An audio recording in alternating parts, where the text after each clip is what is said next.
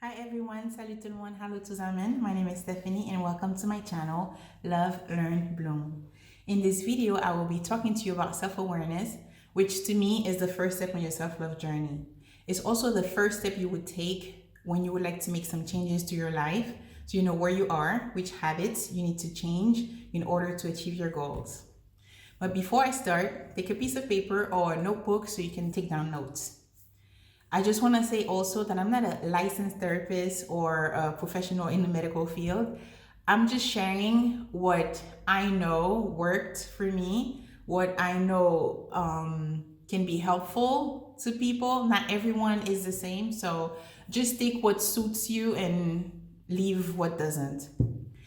So I will start by asking questions. You can take them down if you want. And then I will follow up with why it's important to know who you are. And then I will share my 3 ways of becoming self-aware. So here we go. Let me drink some water. Okay. So who are you? Your qualities, your flaws. What are your strengths, your weaknesses, your likes, your dislikes? What do you enjoy doing and what do you really not enjoy doing?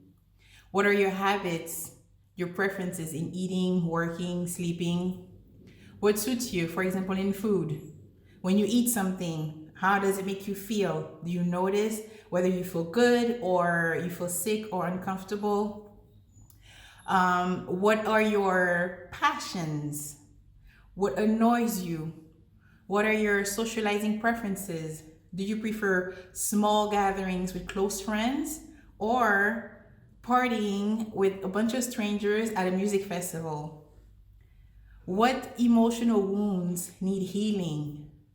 What in your childhood still affect you negatively? What are your fears, etc.?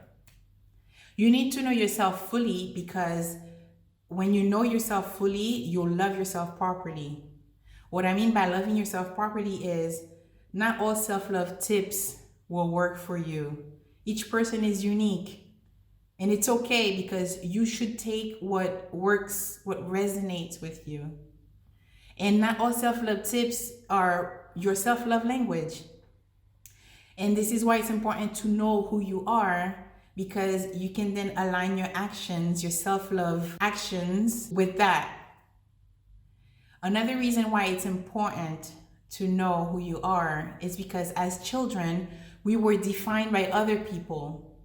And some of us may have taken these definitions of us from other people as truths and lift up subconsciously, probably, lift up to these truths. And what happens is that at some point there may be an internal conflict if these definitions are not accurate. Some people might not be affected by these external definitions of them because not all definitions are going to be negative. You may have positive definitions of yourself.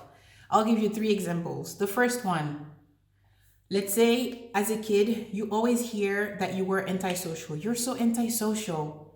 But in reality, you're just not comfortable in big family gatherings. And what happens is you're so uncomfortable, you just disconnect. You put yourself in your bubble. But if you were put with 3 people you're really comfortable with, you could just have a lot of fun and talk for hours.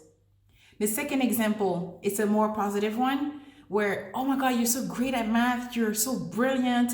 You're going to be a mathematician when you grow up. You're going to make me so proud. It is a positive definition of you. And yes, you do love math and you're good at it. But in reality, you would be happier as a musician. That was your purpose, the reason why you were created. Because each person has been created with a specific purpose. And when you do a self-awareness evaluation, this is how you can get closer to your purpose, the reason why you were created. A third example is another negative one. Let's say as a kid, you hear all the time from your family, oh, everyone's in a family to be fat. We're all big boned. And by seeing around you in your family, you accept it as the norm for your family. But in reality, what runs in the family is bad eating habits and a lack of knowledge for proper nutrition. So for some people, whether the definitions were positive or negative as kids, for some people, they might be okay with following a defined line. But for some others, it might lead to an internal conflict at some point where you look around in your life and you're like, it's not really me. Something is not right. It doesn't fit. I don't know, but I don't know why. I don't know what it is, but something is just not right. So this is why it's so important to know yourself. Because when you know yourself, you're going to do everything to make sure that you align what's around you, the people around you, your environment, your habits. Everything is going to align to who you are and where you would like to go, the goals you want to achieve. You will take some actions when you start your self-love journey, because when you're self-loving, you're also working to make yourself happy and fulfilled. So this is why when you're starting a self-love journey, it's important to be self-aware, because afterwards you're going to have to accept yourself. And part of the self-love journey is accepting yourself, respecting yourself, who you are, giving yourself permission to be the real you, giving yourself permission to really feel, to truly feel what you're feeling, to validate yourself, your feelings, instead of depending on others for external validation, waiting for others to say, yeah, you're this or you're that. And that's another thing, is when you know yourself, other people might say, oh, you're this and you're that. And it might be true or it may not be true, because when you know yourself, you won't take it personally, because you'll know that each person has their own opinion, their own perception, their own filtered glasses based on their own experience. They're looking at you through their own filtered glasses.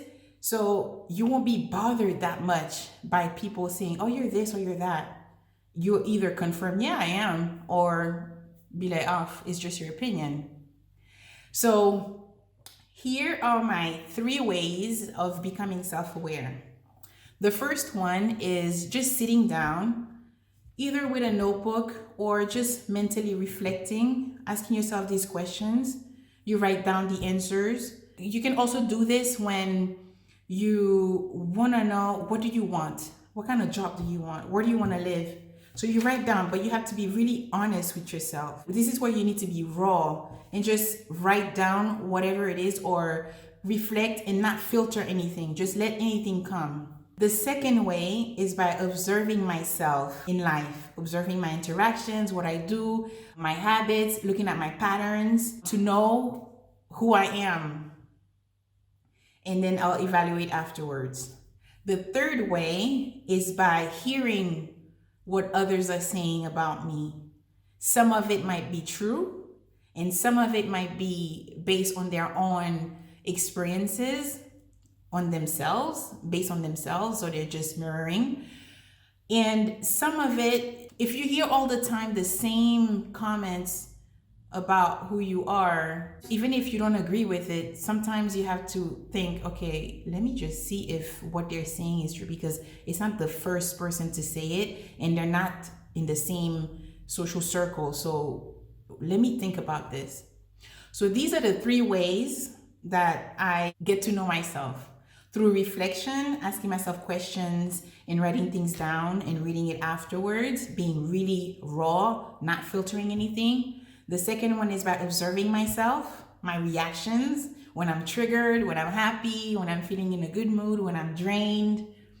And the third one is by hearing what other people are saying around me. So there you go. I hope this video was valuable to you. If you liked it, if you enjoyed it, please like, comment, share it, and subscribe to my channel for more videos. Thank you. Ciao.